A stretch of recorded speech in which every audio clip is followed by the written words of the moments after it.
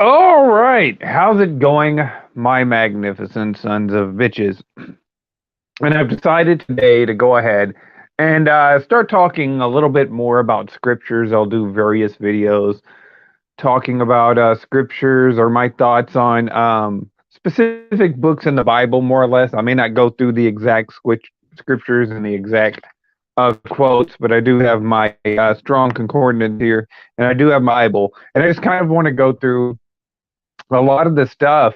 And I figured, if you're going to do it right. Start from the book of Revelations and go through other examples in various books. I'm not going to go through all 66 books of the Bible, like I said in my previous video that I did, but I will go through some thoughts. And Genesis, in particular, is the most targeted book as far as it pertains to the atheist.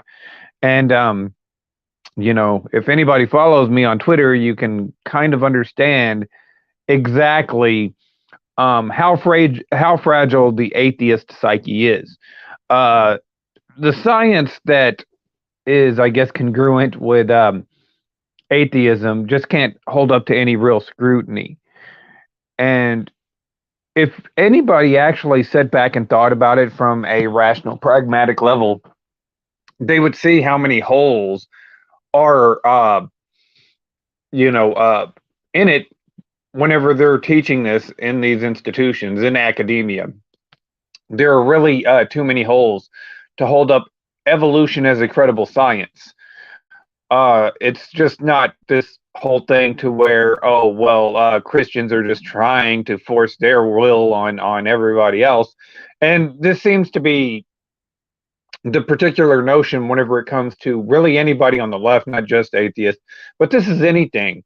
Whether it's critical race theory or if it's the sexual immorality coming into these institutions through our school systems. And we could see the product that total secularism, that implementing the idea of atheism has had in our society over the past, I'd say, 4 decades.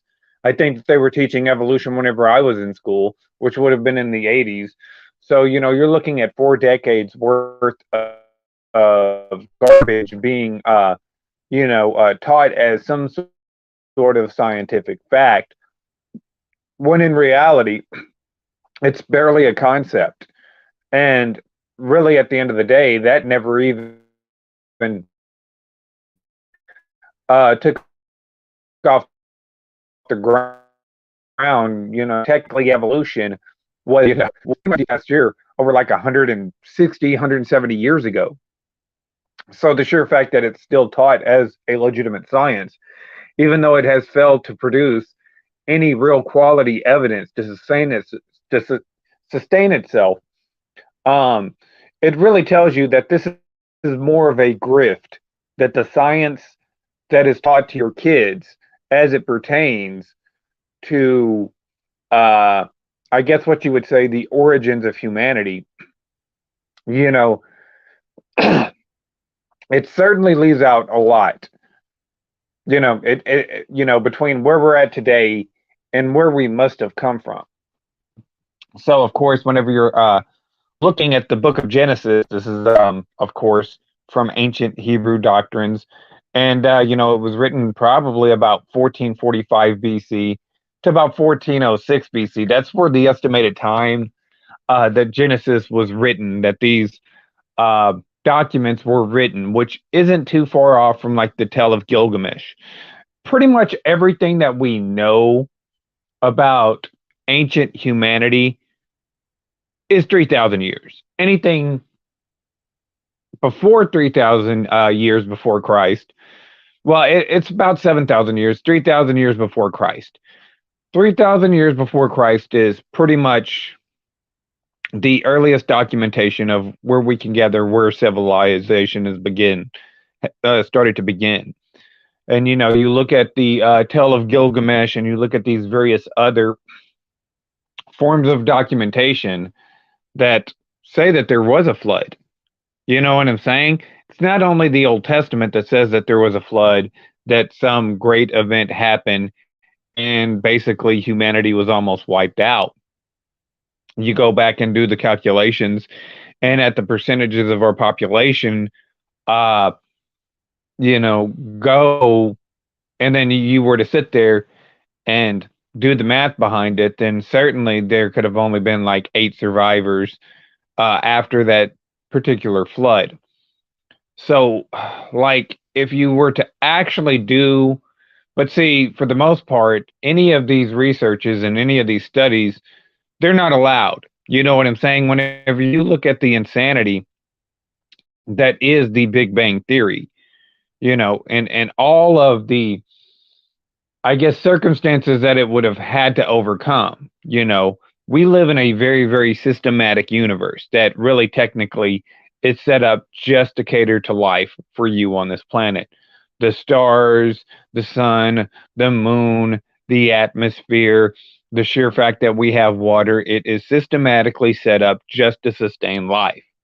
And to sit there and think that, this somehow happened and a fucking dust bunny in the middle of the vacuum of space somehow formed and, was able next to this gelatinous ball of gas that we're next to, about 93 million miles away, according to the scientists, which don't really theoretically know everything that you know about said science is a guess. They don't know. You know what I'm saying? They don't know what Jupiter looks like or Saturn or any of these stars. They see them as dots, same as you.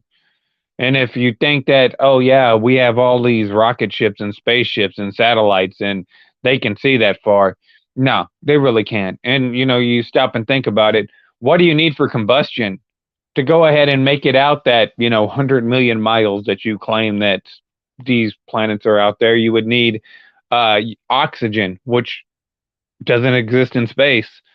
So I meant to sit there and think that, we have all these satellites, looking out to the edge of the universe and stuff is absolutely insane. If we have that technology, then why don't we have renewable energy? Why don't we have the cure for cancers? If we have all this great technology to take us into the next so-called galaxy, you know what I'm saying? But you can go ahead and look at scriptures, you know, you can go and look at scriptures whenever we sit there and say that whenever they sit there and try to, they can't even argue what shape the earth is. You know what I'm saying? They can't even debate the people who are saying that the earth is flat. But us in scriptures, Isaiah said that the universe was expanding, which is a big deal because they say that the universe is expanding just here recently. And on Isaiah 40:22, he says that the universe is expanding and that is also the earth is round. This is a circle. You know what I'm saying? 6,000 years before any of the heliocentric people were trying to sit there and explain the shapes of the earth and the dimensions. So, I mean, whenever you look at these texts and whenever you look at these documents, it's, not like, these institutions are like, oh, okay, well, they were measured and then they were studied. No, to be considered a prophet, you know, you had to wait. Like, you can't consider yourself a prophet. Like, you hear people come out and say that they're a prophet of this or I'm a prophetess of that. You don't have that authority to declare yourself a prophet. I don't have that authority to declare myself a prophet. If I am making predictions, right, about what's going to happen, if I sit there and I do a prediction on saying that, yeah, ultimately you can tell the direction that this country is going, and,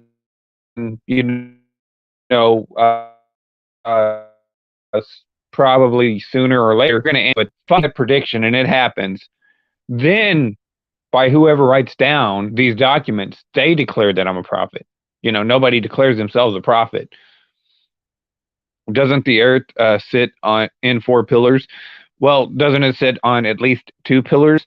Generally, whenever you're looking at this and whenever you're looking at the terminology, and this is something that I explained, whenever somebody had the concept of, oh, well, what does it mean that the wind will blow from there's no 4 corners of the earth? You know what I'm saying?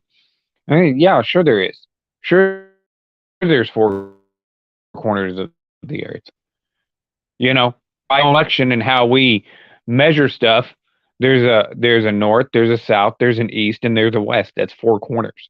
So that's kind of what they're saying whenever they're talking about the four corners of the earth. They're not talking about four literal corners.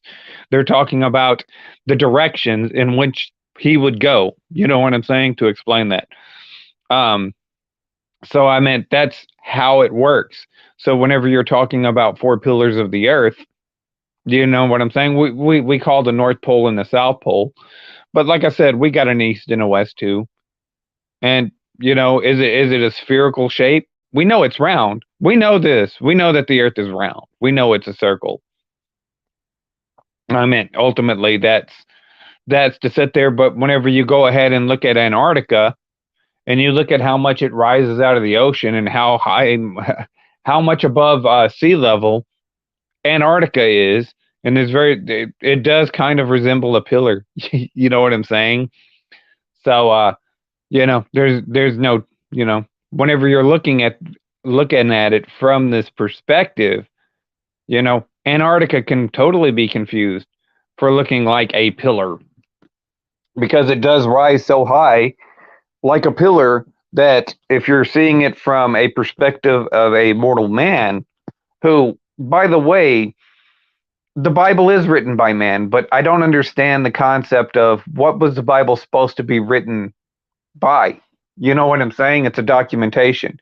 It is the word of God inspired by these men, but it would still be written by men no matter, because that's the predominant species on this earth is man, right?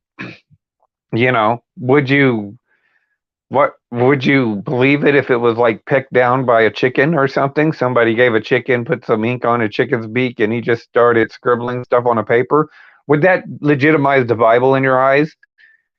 So I never really understood that. You know what I'm saying? Your science books are also written by men. And those science books are written by men that have a track record of being wrong most of the time. So, it's really not. And so, like I said, they twist some of the passages. And this is the issue that we have, particularly in our churches right now. This is one of the issues that I have with the churches. Now, there are some churches that are dead on it. You know what I'm saying? They care about their ministry. They care about their people. They even come out online and make their own little, I guess, sermons and whatnot. And they do a really, really good job. But other ones, since most of your churches are controlled by 501c3, which this is also mentioned in the Bible, it's basically like taking a mark. If you stop and think about it, taking a 501c3, saying I'm going to go ahead and preach government approved sermons and whatnot, you're allowing that authority to rule over you. So I mean, you have a lot of churches that do this. They'll just jump on board with the 501c3 and they have no invested interest in taking care of their flock. They only have invested interest in keeping revenue generated through their shit. It seems like I got a lot of new people here. I got Trollins on here. I know who Trollins is. But yeah, how's it going, people? Yeah, so I meant, the churches are just as much to blame with the people like losing faith in this country. I don't want to say that they're losing faith. I think really at the end of the day, people are having a more spiritual connection. With that being said, they're going away, falling away, which is also mentioned in the Bible that there would be a falling away from the church. And there's, the flock is kind of like, going here and there. And there are a lot of good YouTubers out there. And actually on any kind of media, I don't know. Some of these people may be opening up accounts on Rumble. Some of them, they need to. But opening up accounts on Rumble and opening up accounts on BitChute, I don't think that Christianity and I don't think that religion isn't as much danger as the media wants you to believe. I don't believe that faith, well, at least faith for that matter, I think that quite the opposite. I do think that in this country that we are starting to head more into a theocracy, which is no more beneficial for the Christians than it is these said atheists that come out. And in fact, for the most part, it probably more benefits the atheist than it does the Christians. Because whenever you're looking at the atheist and their mindset, the atheist mindset is programmed for control. They want complete control over everybody. This is why they, ultimately assume themselves arbiters of any kind of conversation that you get in. You point out facts and flaws in their logic, and they'll sit there and say, well, this should be ruled out because of some perceived biasness of theirs. It doesn't matter how legitimate this stuff is. So if I were to go into a conversation and say, okay, well, how do you explain and account for a, a place just to sustain life, and just to sustain life, setting up this universe precision just to even sustain life on this planet, and the mathematical anomaly, anything 10 to the 82nd power is a mathematical possibility. And whenever you look at a cell being formed, it's like 10 to the uh, you know 10 with 40,000 zeros behind it. It's an impossibility. You know what I'm saying? You're not talking about this, place for evolution to even be theoretical, be even theoretically possible. The Earth would have to be a hell of a lot older than 4 trillion or 4 billion years old. It had to be older than 4 trillion years old. The Earth would have had to been pretty much infinite. But we know that the Earth isn't infinite. We know that the Earth is, if you do actual studies, think about it, right? What's the rate of erosion? What's the rate of erosion on this planet? Our highest mountain is Mount Everest, which I think is like some 29,000 feet, so that's the highest point, we'll say, of this planet is Mount Everest. Now, I don't know if it's the highest point, but it's the highest point that we know of on this planet. And let's go ahead and take in consideration the rate of erosion, then Mount Everest and all the mountains after that should be worn relatively flat within at least with no more than 500 million years. But it doesn't, it doesn't. You look at the ocean, which is like 3% salt from ionization. If it was older, right, it would be a hell of a lot higher. It'd be like more like probably 300% salt. It'd be salt mountains in the freaking ocean because it'd be too crazy. But they don't take these facts into consideration. They don't take consideration of, the celestial bodies and the way that they move. And Genesis, what does it say in Genesis about the moons and the suns and the stars and all this stuff? It says, let them be for days, times, and seasons. And they have always been for days, times, and seasons, and showing where you're at and positions on the earth and whatnot. So I mean, whenever you're looking at science really hasn't science really hasn't evolved at all. It doesn't accommodate for any of its failures. It'll create some sort of plot device like black matter or something like that to go ahead and accommodate for some miscalculations. You know what I'm saying? For shit that they can't explain, they'll just go ahead, much like they did with the fucking Comicov, and say, oh, well, this is how this, whatever works. It's just dead cell debris. And we see exactly how they use this science to go ahead and shut down the economy, how they go use it to go ahead and inflate and attack, basically the population at large. So it's not like it's, attributed to, attributing to any kind of success in this country. But like, we understand from Revelations, right, that there was a firmament and that, God divided the day from the night, says it in the Bible. And let the stars be for the signs, the seasons, the days, and the years. And people still go by astrological signs to this day. And let me see.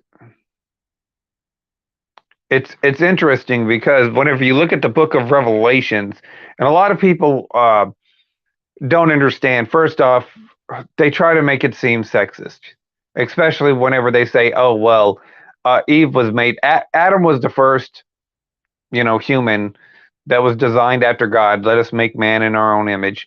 And they try to make it sound sexist, like, "Oh well, Eve was a helper." Well, really, back in those days, the word used for helper was also, fashioned. He fashioned Eve, basically, to, basically be the strengths that Adam lacked. And that's exactly what woman was supposed to be. They were supposed to come together and join together, and then they would be one. Like everything that Eve couldn't do, Adam could do, and everything that Adam, lacked, Eve, was strong at. So that's exactly the way it was supposed to be. The word helper meant to be fashioned for, much like God helped his people in the desert. But you don't consider God weak.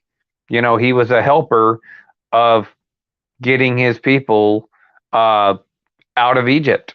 He even, said, and it's funny because a lot of the females, well, Adam ate the apple too, but the difference between Eve and Adam is that whenever Eve, took the apple, she was deceived by the snake.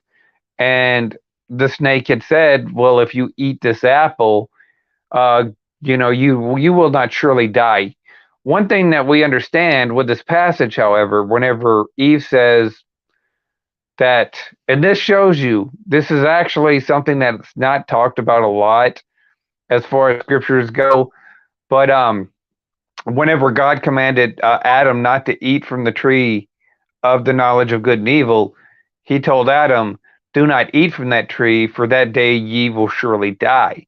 Whenever Eve is having a conversation with the said snake, she says, God says that we cannot eat or even touch the fruit from the tree of the knowledge of good and evil, yeast, lest ye we surely die. So apparently, whenever Adam was telling Eve about the tree, that, you know, he added something in there that God never told him. And so whenever she touched the fruit and she did not die, well, she's like, oh, okay, well, I touched the fruit. So now I'm going to go ahead and eat it because I didn't die. And ultimately, that's how death was entered into the world, was through this apple. You know what I'm saying? That's where everything turned upside down. Now, is it an apple? Is it an orange? Nobody really knows. However, a lot of people seem to think that it was probably some sort of, because Adam and Eve were together in the garden whenever she partaked in the fruit. So a lot of people think that it was some sort of sexual lewd seduction or something, like, Adam and Eve had sex under the tree. Basically, a lot of people think that it's a sexual thing. And that basically when she saw the serpent and whenever she saw the tree and whatnot, maybe it was lust to a degree. However, the serpent deceived her because from their understanding, they would be like God. This is according to the serpent, is that, they would be like God because their eyes would be open. And instead of their eyes being open, they felt shame and humiliation and, their insufficiencies while they were naked. They understood it was embarrassment. When their eyes were opened, they were embarrassed, is what they felt. That was the true strength of knowledge, according to the Bible. They knew that they were, they lacked a lot. And so once they, understood that, then ultimately that's whenever God, and understand these are, a lot of people ask a lot of questions. Well, why did he ask them if he had already known? It's much like whenever Cain killed Abel. Why did God ask Cain where his brother was if God had already known? Because it wasn't about finding out where Abel was. What happened to Abel? Why is Abel dead? God already knew the answers to that. God already knew that Abel was dead. God already knew that Cain killed Abel. The reason why God asked the question was to understand why Cain killed Abel. The reason why God asked Adam and Eve, why they ate from the forbidden tree, was to understand what they would do to try to understand the human heart. And this comes back into play whenever, in, was it Matthew, I think, whenever Jesus says, who can understand the human heart? It's full of wickedness nonstop. And we can tell right now in today's society, it tends to be. Whenever you look at society, right, and you look at these institutions,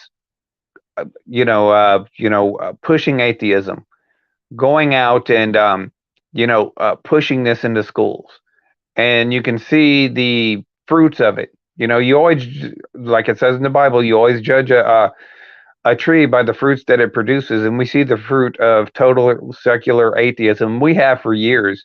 I mean, whenever you look at communist China and whenever you look at communist Russia, we should have learned the lessons back then that there's nothing good that comes out of these secular powers, regardless if it's fascism, communism, any of these socialism. It doesn't matter. It always produces the same fruit. You know what I'm saying? It always produces anxiety, fear, and hatred generally. But I'm not an avid churchgoer though. Yeah, and there's a lot of people, Scott, that don't really go to church that are would consider themselves Christians in some form or fashion, but they don't go to church. The churches tend to alienate a lot of people. So yeah, I wouldn't consider myself a Roman Catholic or anything though, but it is what it is.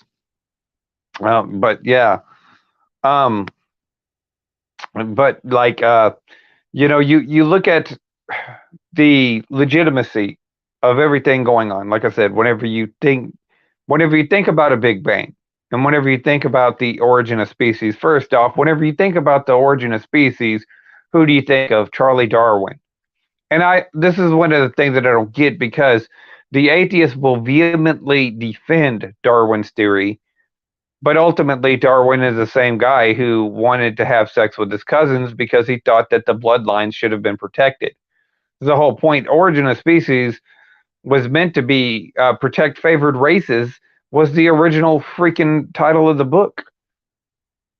And it was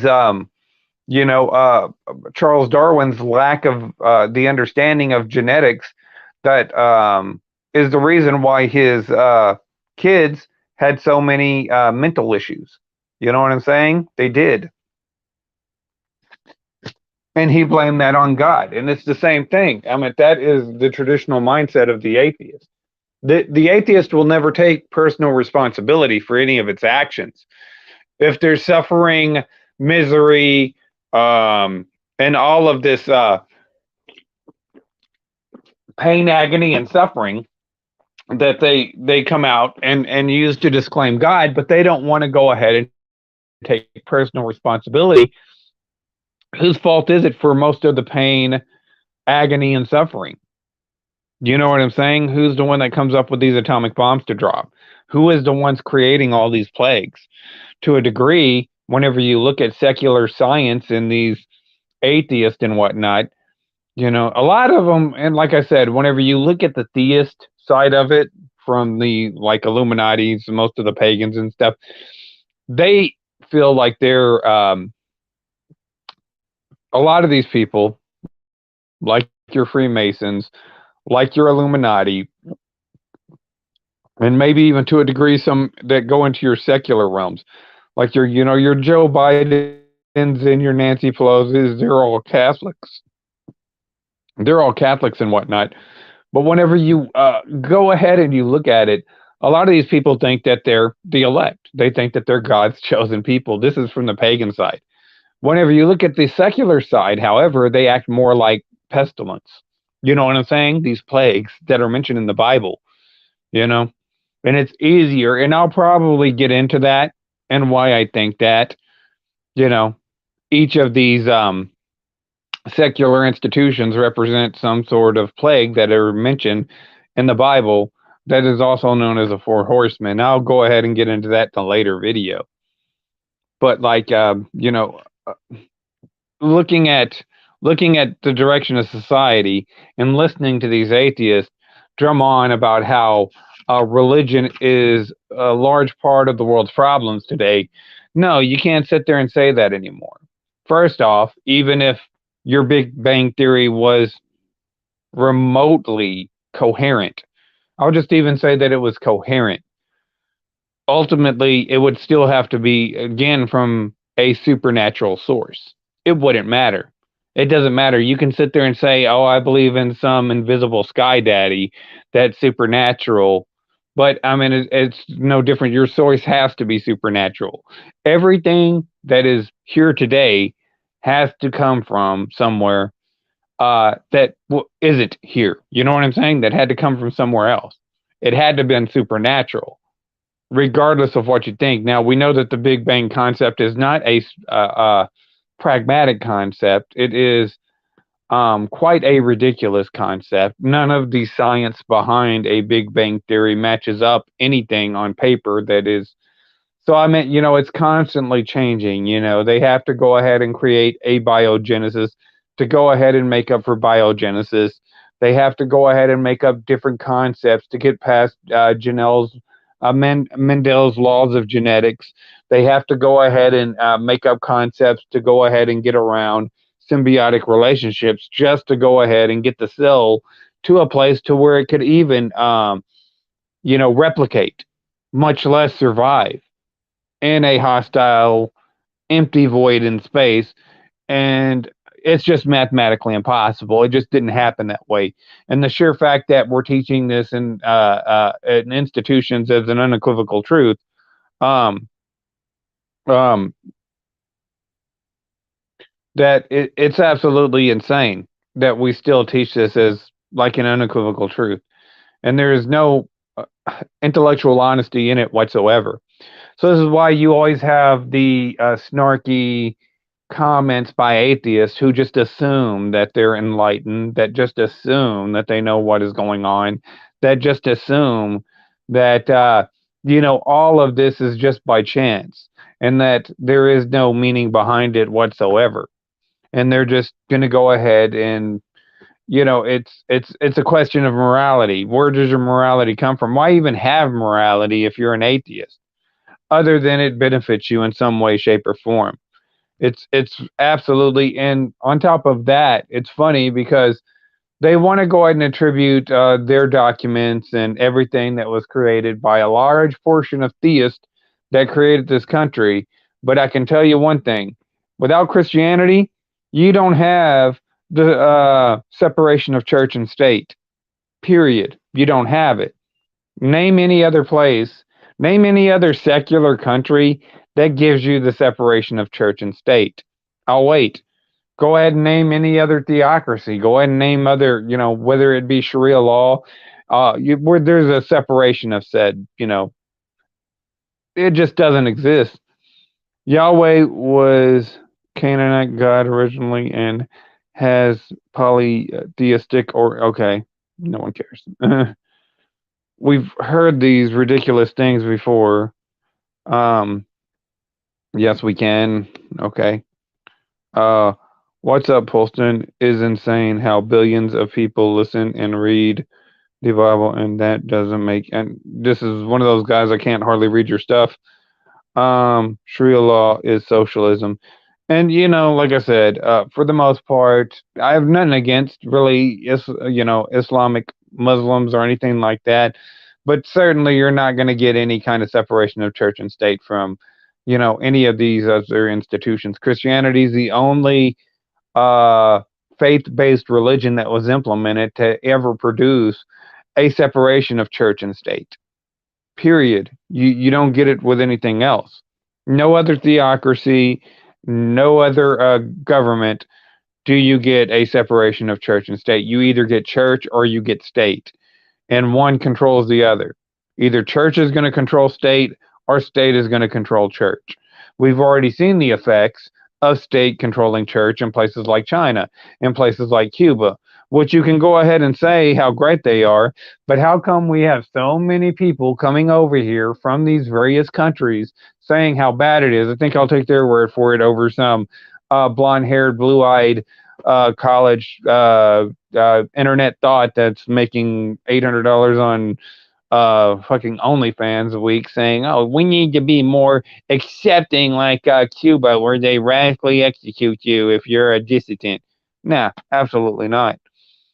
Nothing against Muslims or anything. Yeah, I have nothing against Muslims at all.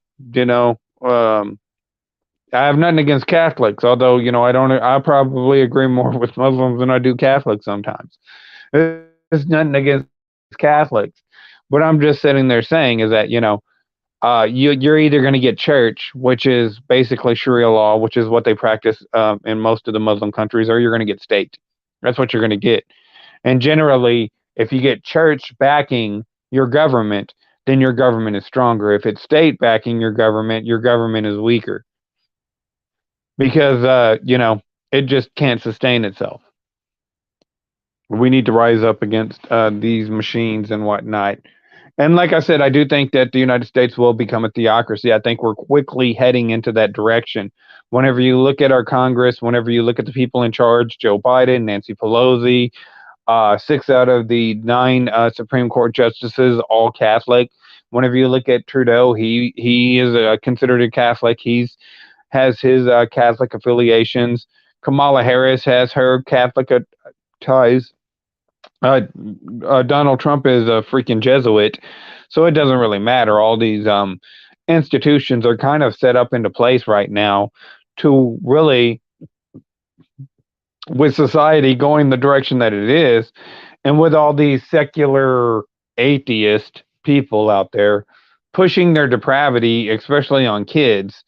Well, now we can start to see that society is getting a little disgruntled by it. Whenever you look at the drag queen story hours, whenever you look at this, their commie stuff that their commie race theory thing for their critical race theory is basically communism being implemented into kids. People are starting to understand that they need to take more of a role before it's too late and communism takes over. Well, since that pendulum has swung so far left, it's going to swing radically right, like I said. And for the most part, a theocracy isn't going to benefit me no more than it would benefit, like I said, the atheist right now trying to push commie crap into the culture and whatnot. Most people in the U.S. are Christians or Catholics. That's normal. And yeah, it's because it's a Christian nation. It's a Christian nation. And a lot of our documentations are based on the understanding that our freedoms are derived from God, not from the state. So I meant, whenever you have so many people trying to push really garbage legislation in the name of, justice or fairness or some other placebo that they use to try and justify pushing some random generic policies or something, it tends to push people to the further direction. And so, yeah, this seems to be the direction that we are going. And like I said, it doesn't benefit anybody of the real true Christian faith having a theocracy. The ones who have suffered more under theocracies have been Christians. And the long runs. It's always the Christians that get labeled as witches at first. They get labeled as pagans or various other practices, and they're usually the ones that are thrown to the lions and whatnot. True Christians. I'm not talking about Christians that are in the church that have status in the community. Not those people. Not your Joel Osteens or your Kenneth Copelands or any of these guys. Those are usually the guys that are in power. And it doesn't matter if it's a religious institution or if it's a political institution, the sociopaths always rise to the top. And that doesn't change. We got our freedoms because we got enough nukes to blow up the world twice. I don't think it really works that way. A lot of other countries have a lot of other nukes. Some of them, the other countries, are more dangerous than we are. This is one of the issues that, we come across between the United States and Russia, they could end the world together. You know what I'm saying? It's insane with the amount of nuclear arsenal that both sides have. So I meant, using nuclear arsenal would not be in the best interest of anyone. However, yeah,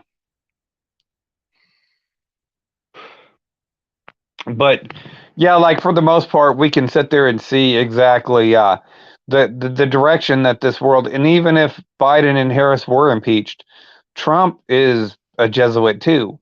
You're going to get somebody else in that position that'll just go ahead and carry on the plans and whatnot. And we can already start to see that a lot of these prophecies are starting to come into fruition right now. Not like they haven't already been fulfilled. A number of these prophecies have been fulfilled quite a few times, actually. But these, I guess, long term prophecies are really starting to come together right now. And, various prophecies are being refilled, I guess, is what you could say, in these books. So, like, it's Russia is getting desperate, which isn't a good sign. I don't think that Russia is desperate. I don't think Russia cares, to be honest with you. Looking at some of the stuff that's going on right now, I don't think Putin cares. He can sell that gas to India and to China and various other nations and still make a really handsome sum. Um, ultimately, he doesn't really care. Who is really going to end up being desperate is um, Germany. You know, they're going to end up suffering. They're going to be the ones ending up paying. And I do believe that it is the Ukraine that ended up sabotaging that pipeline and whatnot. Ukraine, there isn't really a lot of support for the Ukraine. It's an illegitimate war. We understand who are behind this war, and nobody wants any part of it. But this is what you get from secularism. It's still about control and whatnot. You know, the whenever you look at scriptures, they've been tested over time. You know, we understand. If the atheist would be willing to go ahead and debunk scriptures like they claim that they could, you know, then why do all these countries speak a different language? Why do we even live in these different countries? Why don't we try? Why are we kind of like separated into ethnicities and groups and races and whatnot? It seems like if we all came from the same source, if we all came from the same material, it really wouldn't benefit us too much to go ahead and go away from, said community, tribes, or groups, safety in numbers and whatnot. So I mean, there's a lot that evolution doesn't cover. Why we all speak a different language, why we all look different, why we have so many different races, why some of us are darker and some of us are lighter. That this does not include it in their evolutional, theories and whatnot. They don't make any. Oh well, it's because of macroevolution, but you've never ever seen macroevolution work in society. That's never happened unless it's in a controlled environment. And if it's in a controlled environment, then it takes some sort of intelligence to go ahead and design that, to go ahead and put this into the in an event to go ahead and make this happen. Are you a Christian Republican? I consider myself an anti-federalist, but did I vote for Trump? Yes. Did I support Trump going in? Yes. Did I vote for Trump twice? Yeah, absolutely. But whenever you look at his opponents, who else was I going to vote for? You know what I'm saying? I mean, they were running Clinton and Biden. Was I going to vote for Clinton and Biden? Absolutely not. Russia is getting desperate. Uh, oh, that makes sense now. Yeah, I consider myself more of a state level. I believe that we need a decentralized government. I'm not really big on centralized power. I think that more power needs to go back to the states and more authority needs to go back to the states and less power in the centralized government. However, is this going to happen? Absolutely not. Because people are already conditioned to go ahead and accept the fact that we need to go ahead and give like some, 20, 30% of our checks to a government to live in a civilized society. But you look at society right now, doesn't look too Doesn't look too civilized. You look at the product that the school systems are putting out right now. Half these kids can't take care of themselves. They're all spastic, entitled, and you know have no self control, or they're it's going to be hard for them to survive in society. It really is, and they're already demanding that everybody raise up the minimum wage to $25 an hour, which is absolutely insane. It is, you know. So, it can't sustain itself. We understand that atheism can't sustain itself. It's just, takes these assumptions based on its own. Its authority is derived from its own self authority, pretty much. And this doesn't correlate with everybody as a whole. So, we know that your secular new world order is probably going to never happen. Minimum wage does need to be raised. I don't see it right now. If, the people that were making minimum wage, first off, minimum wage jobs were never meant for people my age. It was never meant to make a living. It was meant for people that were in school, that were doing jobs part time to go ahead and make a little extra cash. You're not supposed to produce a living wage on minimum wage. If you don't want to work in minimum wage, then go find another job. That's it. You know what I'm saying? I don't think that it needs to be raised at all. And looking at some of the, I guess, effort that is put into a lot of places, these places are not run. There's just a lack of effort into it. Well, I can't even make the argument. I would, and originally be like, okay, yeah, we could raise the minimum wage up to $10 an hour. But these, companies and these distributions and these centers certainly need to put in the effort to go ahead and make me justify. If, you're working at a fast food restaurant and you run out of chicken and you're a chicken place, well, that's just sitting there saying, okay, well, how the hell did they run out of chicken? You know what I'm saying? Why is the systems all down? Why can't nobody get anything accomplished? Why are they closing early? Why is this not working? If it was efficient, then I could sit there and say, okay, yeah, we need to raise the minimum wage up to 10, maybe 10.50 an hour. That would be as high as I'd go. I certainly wouldn't go up to 15. But I mean, right now they're not the people that are employed, that are working these jobs and stuff, are not giving me they're not making an argument to justify them making that, 15 to $20 an hour at all, for sure.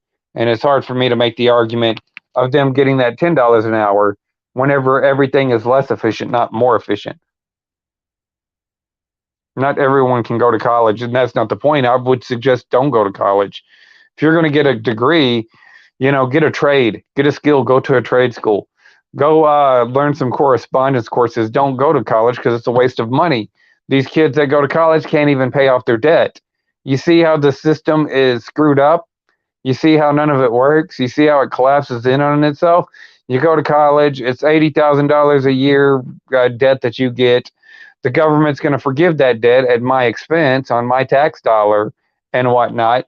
And ultimately, you get to go ahead and waste everybody's time, waste government money by going to take a liberal arts degree that really there's no market for.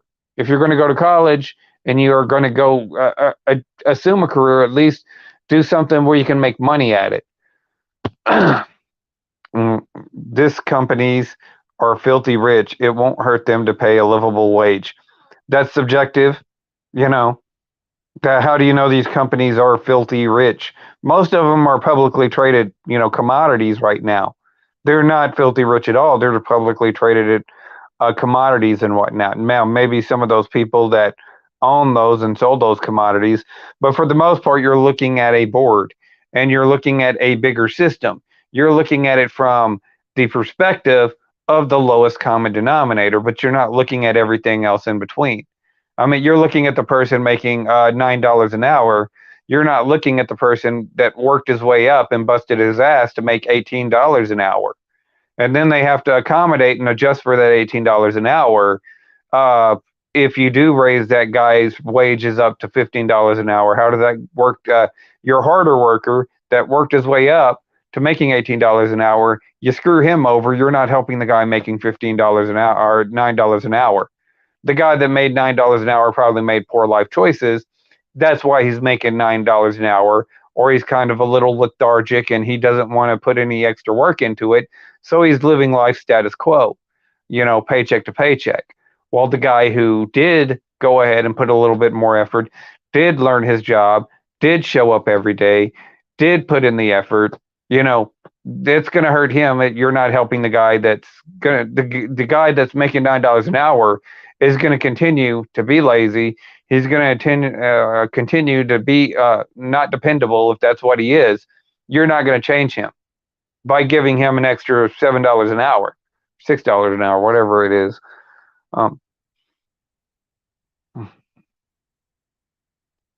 So I mean, at the end of the day, it's just not going to work. This is the problem with secularism.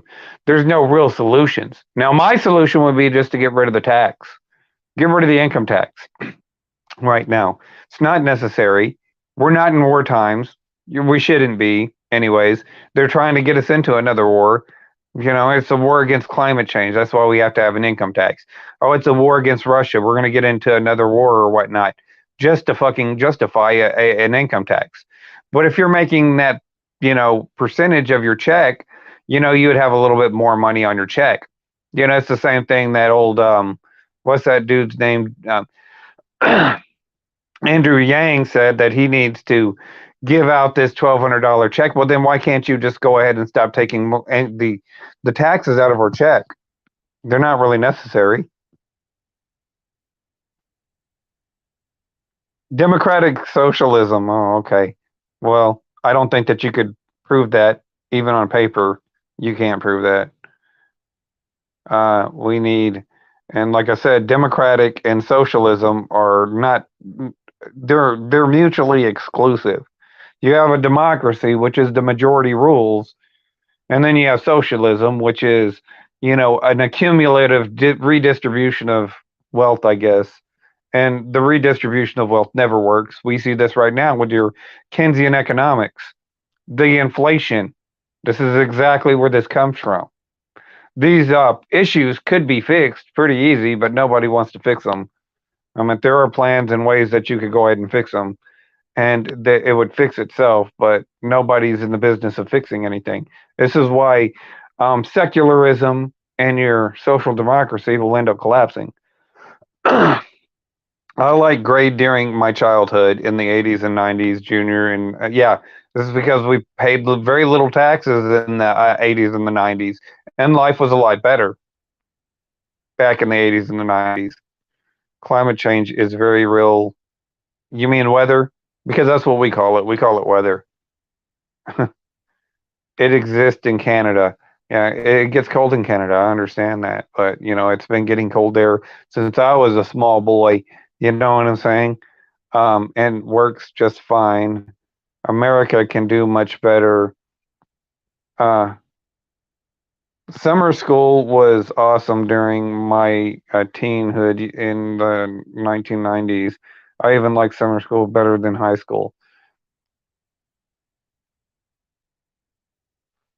But I mean, ultimately, that's it. This is one of the issues that we run into time and time again. And you see, online professor life coach here is, she's wrapped her mind around that we need these secular programs and whatnot, even though these secular programs probably haven't been around, but what 80 years maybe at the most. Well, whenever we federalized the economy in 1913, but ultimately, if we didn't have these, it's not like we would end up hurting anymore. And so, yeah, these programs, it's just you are a right wing Christian Republican. I get you mean conservative, I guess. Yeah, Republican is another one of those things to where it's kind of meh. It's something that you have to put labels on, and but I would probably consider myself more of a centrist. I'd probably lean a little bit more right, as I believe in taking personal responsibility, which is why Christianity is probably what you would call Christianity is just a better product than your secularism, because Christianity gives you a moral standard, and basically it allows for more I guess what you would call personal responsibility. And this is why conservatives tend to understand that Christianity is probably a better concept as it pertains to funding things and putting infrastructure right there, than like the left believe that they can just go ahead and spin themselves out of debt. Seems to be where you're coming from. And I mean, there's no pragmatism in any kind of leftist. I consider myself probably more of a right leaning, but I'm a centrist. I'm in the center. Be real. I'm not right wing, you know. And even the right wing isn't right wing. The right wing is left. Yeah, I'm probably more right than most of your Republicans right now, but the Republicans are more liberal than they are conservative. So um, I get it. Well, I just wanted to provide a different point of view, and I get what you're saying, but it's just not going to work. It hasn't worked. We're seeing the effects of what you're saying right now in our society with the stimulus money, with the funding of this. You're going to see it even more whenever those jobs start to go away, whenever they start to pass that arbitrary tax known as the Inflation Reduction Act. You go ahead, you print out all this money, you have more money out there chasing less products, which means that your money loses its you know it loses its value, because when there's more money out there but less freaking products, then the value of that dollar goes down. You understand what I'm saying? And that's it. I mean, there's no other way to put it. You can keep on repeating these same mistakes. You could sit there and say, we're going to step away, and I'm a radical fundamentalist, hateful bigot, right wing, extreme, alt right, whatever the hell that they say on the mainstream media, and it's not going to fix a damn thing. You're just pointing your fingers at everybody else that isn't a part of the problem when you got three more pointing back at yourself. And that tends to be the issue that the left runs into more times than not. The left can't sit there and claim to be the populist party in a cultural revolution, because they are the culture. That's just the way it is. And so whenever you look at these concepts, they just don't work. You can dismiss anything that you want. It's just not going to make it accurate. So this is where we're at right now. And yeah, Christianity is the backbone of what our country is standing on. It's the reason why we reached our heights, and going away from Christianity is exactly the reason why our country is collapsing. It's why these people have no problem. It's why these people have all these problems, all this anxiety, all these emotions. This is why your relationships are mainly now cynical in nature. People take their relationships less seriously. This is why you have more single parents out there right now. This is why you have more people living on state subsidies, and this is why the going away from Christianity is what's causing these problems and whatnot. That's what it is. The more secular you get, the more that the state demands that you live off of them. The more Christian that we are, the less we have to depend on government. Our freedoms come from God. They don't come from the suits in DC. And if you're going to sit there and give the suits from DC all this authority over you, well, then don't be surprised if you end up getting for the product that you ask for. So, like as for me, I don't. I got laid off for not getting the VAXX there. Doing that mandate bullshit. I got laid off. But I refuse to go ahead and give this government any authority over me. So that's just me. But yeah, we see this time and time again. So anyways, I'm going to go ahead and wrap this video up. It's getting to be about 8 o'clock. I got to get some other stuff done. Got to go to work tomorrow, so I got to get some shit done today. I just wanted to go and do this video. Maybe Scott will join me on the next video. You people tell me what you think. You'll like, sub, do the shit YouTube tells me to do to get over. And for now, I'm out.